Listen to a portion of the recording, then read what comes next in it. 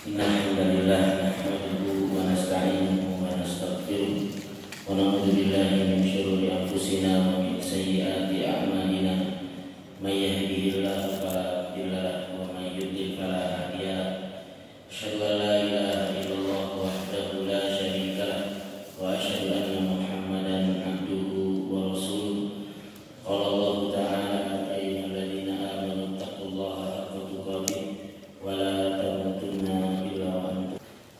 Salawat dan salam semoga tercurahkan kepada Nabi kita Muhammad sallallahu alaihi wasallam beserta keluarganya, sahabatnya, tabi'in, tabi'in dan orang-orang yang senantiasa mengikuti risalahnya hingga akhir zaman.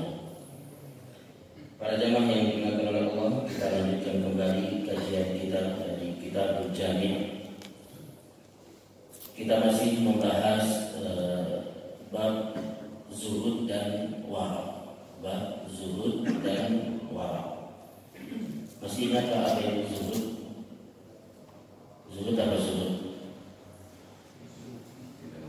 Zuhud adalah meninggalkan yang tidak bermanfaat untuk akhiratnya. Adapun wara adalah meninggalkan yang dapat mencelakakan nanti di akhirat. Dari definisi ini, mana yang lebih tinggi, zuhud atau wara? Zuhud lebih tinggi karena zuhud itu bukan hanya meninggalkan perkara yang syubhat, perkara yang haram, tapi meninggalkan perkara-perkara yang tidak bermanfaat untuk akhiratnya. Meninggalkan perkara-perkara yang mubah, yang halal sekalipun, apabila itu dikerjakan tidak ada manfaat untuk akhiratnya, maka dia tinggalkan. Maka inilah orang-orang yang zuhud. Dan disebutkan Imam Ahmad rahimahullah ta'ala membagi zuhud menjadi 3. Yang pertama adalah meninggalkan perkara yang haram. Ini zuhud kebanyakan orang. Orang-orang banyak yang meninggalkan perkara yang haram. Yang kedua adalah meninggalkan berlebihan pada perkara yang halal. Ini zuhudnya orang-orang khusus. Dan yang ketiga adalah meninggalkan hal-hal yang menyibukkan dari beribadah kepada Allah Subhanahu wa taala. Ini zuhudnya orang-orang yang berilmu. Tapi jamaah yang dimuliakan oleh Allah, kita lanjut ke hadis yang berikutnya dari bab ini, yaitu bab zuhud dan wara. An Abi Hurairah radhiyallahu anhu qala Rasulullah sallallahu alaihi wasallam ta'isa 'abdud dinar wad dirham wal qatifah in u'tiya radiya wa illam yu'ta lam yarda. Dari Abu Hurairah radhiyallahu anhu, semoga Allah meridainya, berkata, Nabi sallallahu alaihi wasallam bersabda, ta'isa 'abdud dinar, celakalah hamba dinar, wad dirham wal qatifah. Al qatifah itu adalah kain yang lembut, yang di zaman dahulu kain yang lembut itu melambangkan kekayaan, melambangkan kemuliaan. In u'tiya radiya, bila diberi dia ridha, wa illam yu'ta lam yarda, dan bila tidak diberi dia murka. Nabi sallallahu alaihi wasallam mendoakan kecelakaan bagi hamba dinar, hamba dirham dan hamba al-qatifah. Disebutkan 3 hal ini. Ini hanya perwakilan. Ini hanya perwakilan. Maksudnya adalah celaka hamba dunia. Celaka hamba dunia. Siapa yang disebut dengan hamba dunia? Yang disebut dengan hamba dunia adalah apabila dunia atau harta yang telah mengatur kehidupannya. Apabila harta yang telah mengatur kehidupannya, diperintah oleh harta untuk mengambil yang haram, dia mau. Diperintah oleh harta untuk meninggalkan sholat, dia mau. Diperintah oleh harta untuk mengambil harta riba, dia lakukan. Diperintah oleh harta untuk memutuskan silaturahim, dia kerjakan. Inilah hamba dunia. Dia terus mengejar dunia, tidak peduli pada harta yang halal atau harta yang haram. Ini hamba dunia. Dan ini berlawanan dengan apa? Dengan bab kita, yaitu bab zuhud dan wara.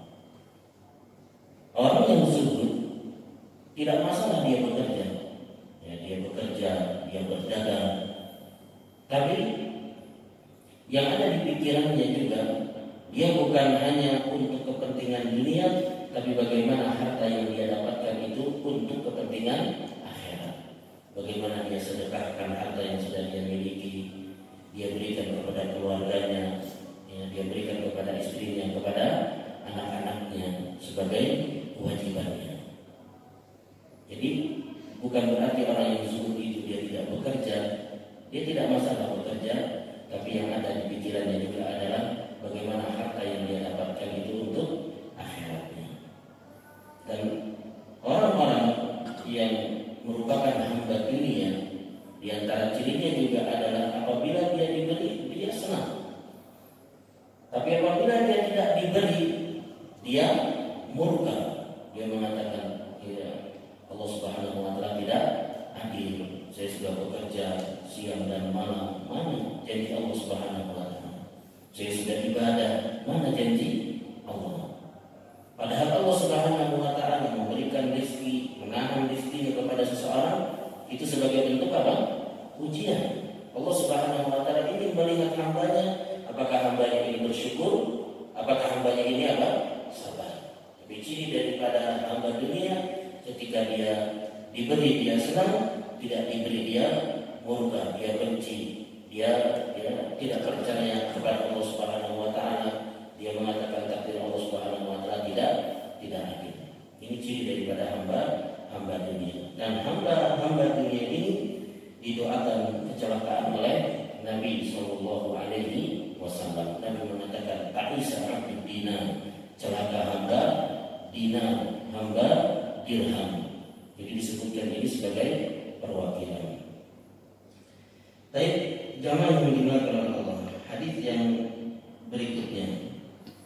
Wa 'an Ibnu Umar radhiyallahu anhuma qala akhadha Rasulullah sallallahu alaihi wasallam bimankibayya faqala kun fid dunya ka'annaka gharibun aw 'abiru sabil.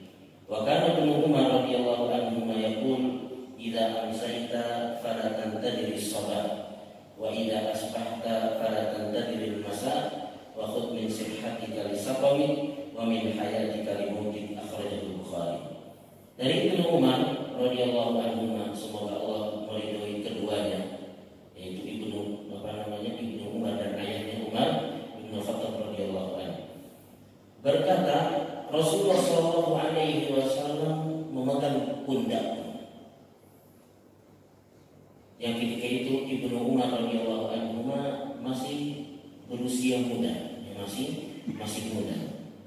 Kemudian Nabi Shallallahu Alaihi Wasallam memberikan wasiat kepada Ibnu Umar dengan wasiat yang sangat agung. Nabi mengatakan, "Kun fid dunya ka'annaka gharib." Ibnu Umar, hiduplah engkau di dunia ini seperti orang asing. Au 'abiru sabil, atau seperti orang yang mengadakan perjalanan. Dari hadis ini kita bisa ambil faedah. Yang pertama adalah Nabi Shallallahu Alaihi Wasallam memberikan wasiat kepada Ibnu Umar yang ketika itu beliau masih muda. Ini menunjukkan kepada kita agar kita juga memberikan nasihat kepada anak-anak kita sebelum datang pernikahannya, sebelum mereka sibuk dengan istri dan anak-anaknya.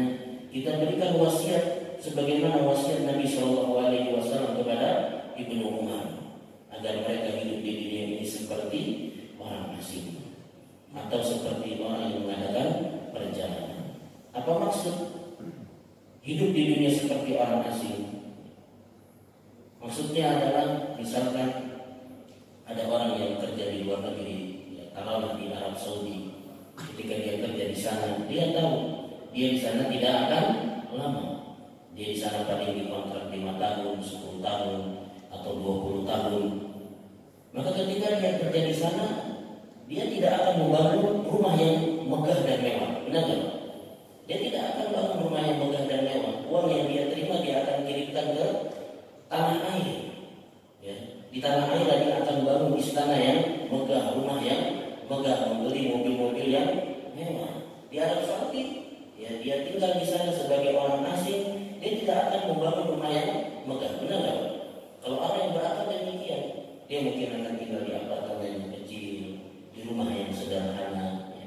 Megah tapi sederhana, maksudnya tidak terlalu megah. Karena dia tahu dia di sana cuma 5 tahun, 10 tahun, yang nantinya dia akan kembali ke tanah air. Disitulah dia akan membangun rumahnya yang megah, membeli mobil-mobil yang mewah.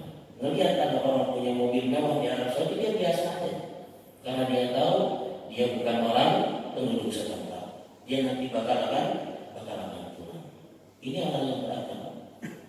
Dan kita hidup di dunia ini juga tidak akan lama. Paling lama berapa lama, Pak? Paling lama berapa lama? Ya, jatah umur umat Nabi Shallallahu Alaihi Wasallam berapa? 60 sampai 70 tahun. Kalau sudah lewat 70 tahun itu sudah bonus. Sampai 80 tahun, 90 tahun itu sudah ada bonusnya banyak. Kita hidup di dunia ini apa tidak akan lama. Oleh karena itu Nabi SAW wasiatkan demikian, kun fid dunya ka'anna syagharin. Hidupkan di dunia ini seperti ya orang asing. Kalau kita sudah tahu bahwasanya kita tidak akan lama hidup di dunia ini, maka sangat menyedihkan bila kita bekerja ya yang kita pikirkan hanya dunia dan dunia. Kita bekerja tidak mengapa, tapi kita pikirkan juga ya akhirat kita. Kemudian yang kedua adalah awamil sabil, atau seperti apa? Orang yang mewah, orang yang mengadakan perjalanan. Yang namanya orang yang safar, yang mengadakan perjalanan cuma menumpang lewat, dia tidak akan mengambil barang apa sebanyak-banyaknya. Dia hanya mengambil keperluannya saja. Kita misalkan safar ke Jogja, kita cuma bawa seadanya saja. Kita numpang, kita mungkin makan, kita beli minum, ya 2 botol, 3 botol sudah cukup. Begitulah Nabi kita Shallallahu Alaihi Wasallam ketika beliau tidur ya di karpet, ya, di tikar, sehingga ketika beliau bangun itu ngecat. Ya, kalau kita tidur di tikar itu biasanya kalau bangun ngecat, ada garis-garisnya. Maka sahabat ketika melihat Nabi Shallallahu Alaihi Wasallam di tubuhnya ngecat bekas tikar, mereka sedih. Sehingga mereka menawarkan kepada Nabi Shallallahu Alaihi Wasallam tempat tidur. Ketika mereka menawarkan tempat tidur kepada Nabi Shallallahu Alaihi Wasallam, maka Nabi Shallallahu Alaihi Wasallam mengatakan, mali walid dunia, apa urusanku dengan dunia? Ma ana fid dunya illa karakibin istadalla tahta syajarah summa rahala tarakaha. Tidaklah aku di dunia ini kecuali seperti seorang yang mengadakan perjalanan. Istadalla tahta syajarah, kemudian dia istirahat sebentar di bawah pohon. Kemudian pergi lagi meninggalkannya. Nah, dunia itu seperti kita duduk di bawah pohon ketika kita mengadakan perjalanan, cuma sebentar. Maka Nabi SAW ketika ditawarkan tempat tidur, ya supaya tempat tidurnya atau tikarnya itu tidak di lantai, ya, paling tidak di atas tempat tidur, Nabi SAW mengatakan, mali walid dunia, apa urusanku dengan dunia? Oleh karena itu kalau kita melihat bagaimana kehidupan Nabi SAW, bagaimana rumahnya Nabi SAW, rumah Nabi Shallallahu Alaihi Wasallam kalau kita berdiri dan kita angkat tangan maka sudah sampai ke atapnya.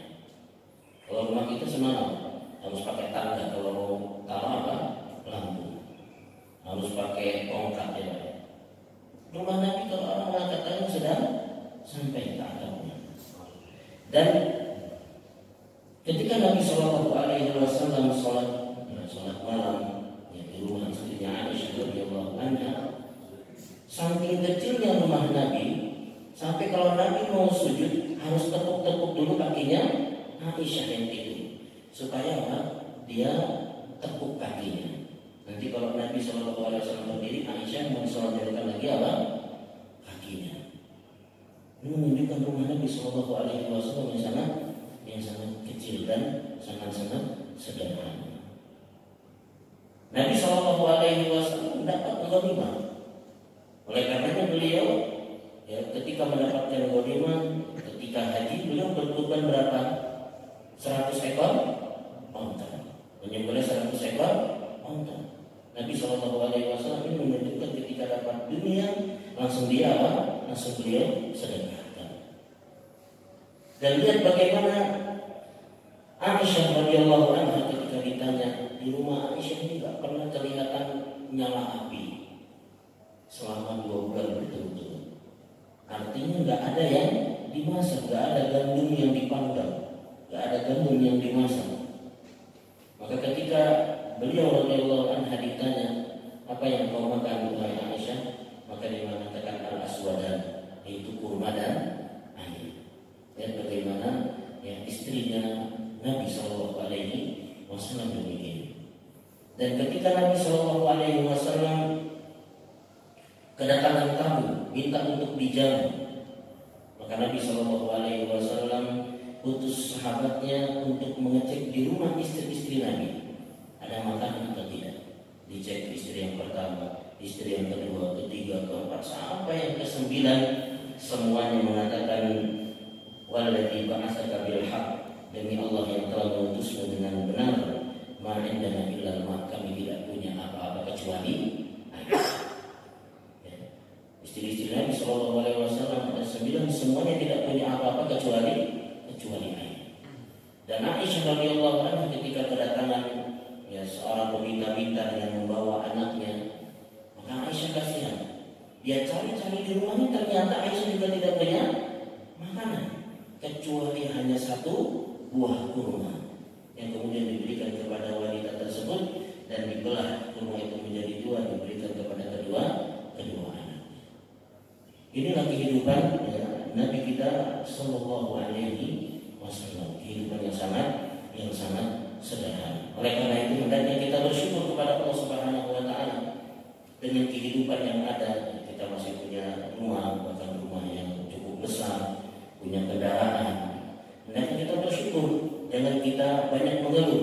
Apalagi di zaman-zaman seperti ini, zaman yang susah.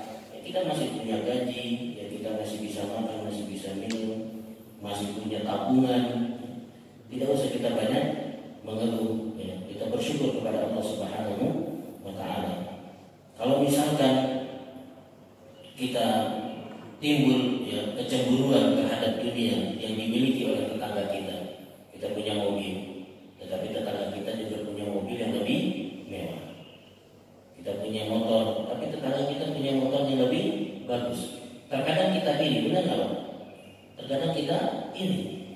Apabila muncul rasa iri tersebut, ingin memiliki mobil yang sama atau bahkan yang lebih bagus, maka ada doa yang diajarkan oleh Nabi SAW, yaitu apa? Allahumma la 'aisha illa 'aishal akhirah. Allahumma la 'aisha illa 'aishal akhirah. Ya Allah, sesungguhnya tidak ada kehidupan yang hakiki kecuali kehidupan di akhirat. Jadi kalau dunia kita kerja tidak akan ada habisnya. Oleh karena itu ketika kita melihat orang punya yang lebih mewah dari apa yang kita miliki dan kita ada kecenderungan iri untuk memiliki yang sama, maka berdoalah Allahumma la 'aisha illa 'aishal akhirah. Ya Allah, sesungguhnya tidak ada kehidupan yang hakiki kecuali kehidupan akhirat. Kemudian Ibnu Umar menambahkan, idza amsayta fala tantadhir as-shalah. Apabila engkau berada di sore hari, maka jangan tunggu pagi hari. Wa idza asbahta fala tantadhir al-masa. Dan apabila engkau berada di pagi hari, maka jangan tunggu sore hari. Wa khudh min sihhatika li maradin wa min hayatika li mautik. Manfaatkanlah masa sehatmu sebelum datang sakitmu dan masa hidupmu sebelum datang kematian.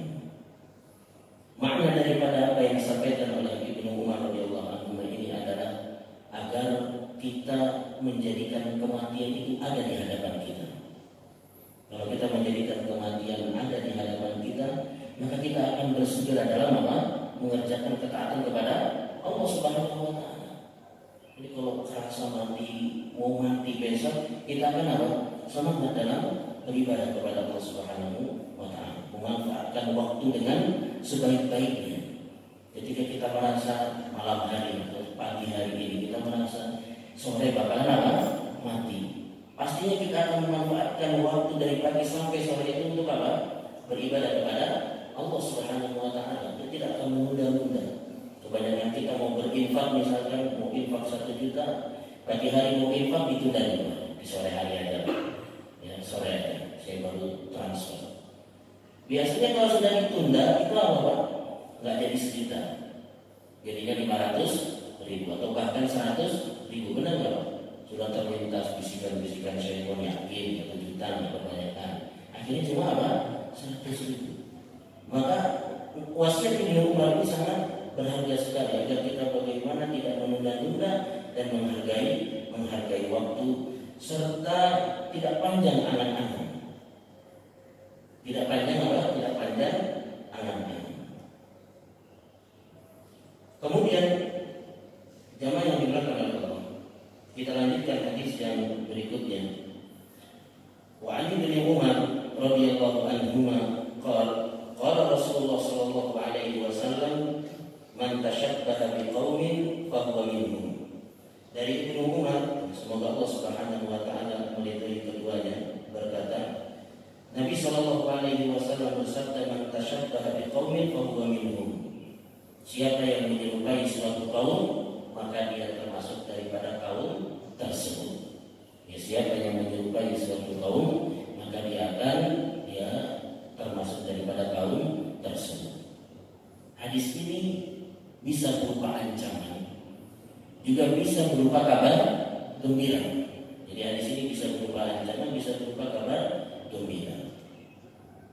Bisa berupa kabar gembira apabila kita menyerupai orang-orang yang saleh. Makanya diletakkan hadis ini oleh Ibnu Hajar agar kita melihat kepada zuhudnya para salaf, zuhudnya orang-orang di zaman dahulu. Ya, supaya kita ikut bagian kepada mereka. Jadi hadis ini diletakkan oleh Ibnu Hajar ya, supaya kita apa? Supaya kita menyerupai zuhudnya orang-orang terdahulu. Karena disebutkan fatashabbahu fa inna tashabbuha bil kirami falah. Serupailah mereka, karena sesungguhnya menyerupai mereka adalah apa? Keberuntungan. Jadi kita berusaha untuk meniru orang-orang terdahulu dari kalangan salafus saleh. Kita tiru mereka bagaimana ibadahnya, bagaimana menuntut ilmunya, dan bagaimana zuhud-zuhudnya mereka. Kita tiru, meskipun tidak bisa 100%, paling tidak kita bisa atau berusaha untuk meniru mereka. Bagaimana zuhudnya mereka? Di antaranya yang diceritakan oleh Nabi Shallallahu Alaihi Wasallam. Nabi menceritakan tentang orang dahulu sebelum beliau. Ada 2 orang. Ya, yang pertama menjual tanah, yang satunya adalah pembelinya. Atau membeli, yang satunya jual rumah, yang satunya apa? Pembelinya. Ketika rumah sudah dibeli, ternyata di dalam rumah, di bawah tanahnya itu ada emas. Kira-kira kalau bapak-bapak yang beli gimana? Emasnya langsung diakui, ya kan? Jadi dia kan nggak tahu, langsung kita simpan, kita jual. Tapi orang ini ketika dia sudah beli rumah, ya, ternyata mungkin rumahnya direnovasi, ya ternyata di bawah tanah, ya, dari rumah tersebut ada emasnya. Maka dikembalikanlah emas tersebut. Dia datang kepada penjualnya, Pak, ya kemarin saya bangun rumah, ternyata ada emasnya. Ini milik Bapak. Kata penjual, tidak, itu milik kamu. Karena rumah sudah saya jual sama kamu. Kata pembelinya, tidak. Ya, saya cuma beli rumah, tidak beli apa? Emasnya. Ini milik Bapak. Kira-kira kalau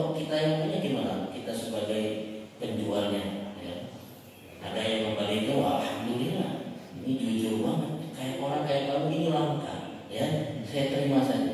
Itu kalau kita lihat dua orang ini saling, ini milik kamu, ini milik kamu. Bagaimana zuhudnya mereka? Mereka takut ini syubhat, ini milik siapa. Akhirnya mereka sepakat dibawa ke hakim. Datang ke hakim, ya, minta supaya diputuskan ini emas milik siapa. Maka hakim mengatakan kepada yang beli, kamu punya anak enggak? Saya punya, ya, perempuan. Ditanya kepada yang jual, kamu punya anak? Saya punya, laki-laki. Ya udah, dinikahkan anak-anak mereka. Kemudian berikan emas ini kepada mereka. Ya, ini menunjukkan bagaimana mereka, ya, sangat sungguh, sangat hati-hati terhadap harga. Kalau hukumnya sebenarnya ini emas milik siapa? Pembeli atau penjual? Milik pembeli atau penjual? Milik pembeli. Jadi kalau beli rumah atau beli tanah yang memang dibangun untuk rumah, maka ya emas tersebut milik penjual. Tapi kalau misalkan kita beli tanah yang memang di situ untuk tambang, maka emas milik siapa? Milik pembeli. Ini kata Syekh Muhammad bin Shalih Al-Utsaimin rahimahullah ta'ala. Di antara contohnya juga, ya, tentang kezuhudan, ya, orang-orang terdahulu diceritakan ada seorang yang bernama Abdullah, ya, dia mau haji, dia dari Baghdad mau haji. Kemudian pamannya nitip uang 10.000 dirham. Pamannya berpesan, nanti kalau sudah sampai Madinah, berikan harta ini kepada orang yang paling miskin di kota Madinah. Maka berangkatlah dia, sudah sampai di Madinah, dia tanya-tanya orang, mana orang yang paling miskin di Madinah ini? Ditunjukilah itu rumah orang yang paling miskin di Madinah. Ketika itu, ya, ditanya siapa? Saya Abdullah dari Baghdad, bawa titipan uang untuk orang yang paling miskin di kota Madinah. Kira-kira dibukakan atau tidak Pak pintunya? Dibuka atau tidak? Ya, kalau kita mungkin dibuka, alhamdulillah. Ya. Orang ini mengatakan karena pesannya adalah untuk orang yang paling miskin di Madinah, maka tetangga depan rumah saya dialah yang paling miskin. Kalau kita berat, ya, nanti dia jadi hanya saya tetap miskin, enggak enggak. Kita berat, mending kirim ke yang lain, jangan ke tetangga. Di tetangga foya-foya beli, bikin rumah, beli mobil, beli motor, kita bisa tambah menderita. Mending miskin sama-sama daripada dia kaya dulu. Berikan sama dia, karena dia lebih miskin daripada saya. Bayangkan, luar biasa. Dibawa ke tetangganya juga ternyata orang yang subuh. Ya. Ketika diketuk rumahnya siapa? Ya, saya Abdullah, saya bawa uang 10.000 dirham, ya, untuk diberikan kepada orang yang paling miskin di kota Madinah. Kata tetangga depan rumahmu, engkau yang paling miskin. Maka orang ini mengatakan, kita sama-sama miskin. Bagilah harta itu berdua untuk kami. Ya. Bagaimana zuhudnya mereka, bagaimana mereka ini tidak yang cepat-cepat, ya, dalam menerima uang, yang menerima hadiah. Yang mereka tanyakan apakah mereka berhak atau tidak. Jadi jamaah yang dimuliakan oleh Allah. Jadi hadis ini, man tashabbaha biqaumin fahuwa minhum. Ya, siapa yang menyerupai suatu kaum, maka dia termasuk daripada kaum tersebut. Ya, bisa dua maknanya. Yang pertama adalah sebagai kabar gembira, kita diperintah untuk menyerupai orang-orang saleh supaya kita bagian daripada mereka. Dan juga bisa menjadi peringatan. Bisa menjadi apa? Peringatan agar kita ini jangan meniru-niru gayanya orang-orang kafir. Ini peringatan supaya kita tidak meniru-niru tradisi-tradisi mereka, ya, ibadah-ibadah mereka.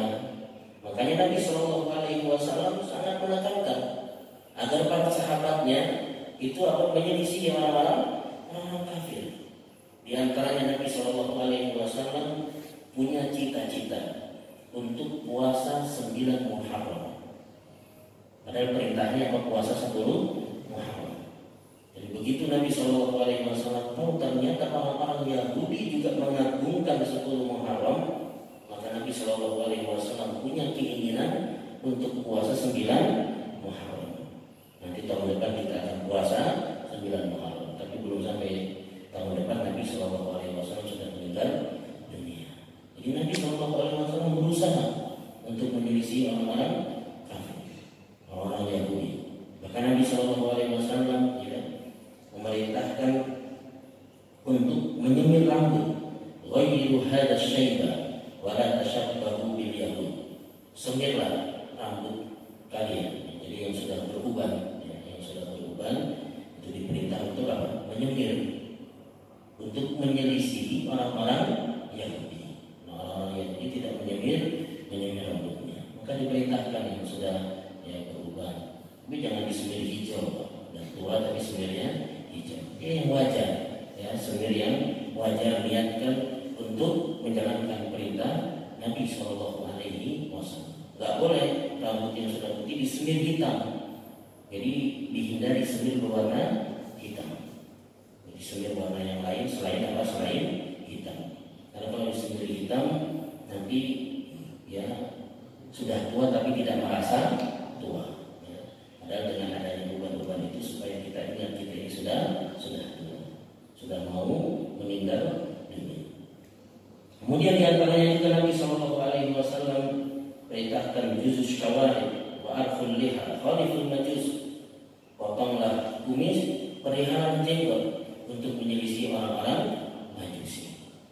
Jadi Nabi SAW sangat menekankan kepada para sahabatnya untuk menyelisih orang-orang kafir. Karena apabila ada kesamaan zahir, akan ada ikatan batin. Benar tak? Kalau Wallahu ta'ala alam. Sampai di sini kajian kita, mudah-mudahan apa yang disampaikan bermanfaat. Kurang lebihnya mohon maaf bila ada benar yang datangnya dari Allah, dan bila ada salah yang datangnya dari kebodohan saya dan juga dari syaitan. Kita tutup dengan doa kafaratul majelis. Subhanallah wa bihamdik, asyhadu an la